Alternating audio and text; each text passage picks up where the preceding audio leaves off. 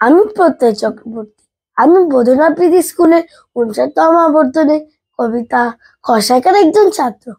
আমার পরিচিতি নং ২৭।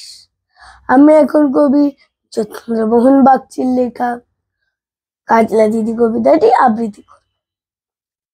বাঁশবাগানের মাথার উপর চাঁদ উঠেছে ওই, মা গো আমার শোলক বলা কাজলা দিদি কই।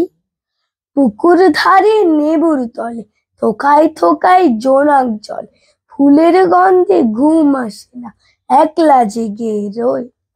মা গো আমার কোলের কাছে কাজলা দিদি কই। সেদিন হতে দিদি আর কেনই বা না ডাকো, দিদির কথায় আঁচল দি মুক্তি কেন ঢাকো। খাবার খেতে আসি যখন দিদি বলে ডাকি তখন, ও ঘর থেকে কেন মা দিদি আসে না কো।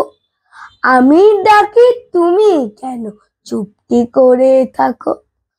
ফুল চাপাতে ভরে গেছে শিউলি গাছের তল, মারাস নে মা আনবি যখন পুকুর থেকে জল।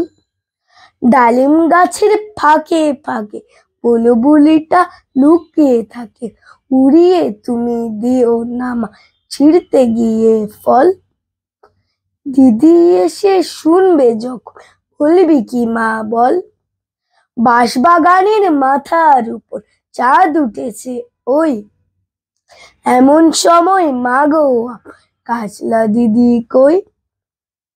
নেবুর তলে পুকুর পাড়ে ঝিঝি ডাকে জোপে ঝাড়, ফুলের গন্ধে ঘুম আসে না তাই তো জেগে রই।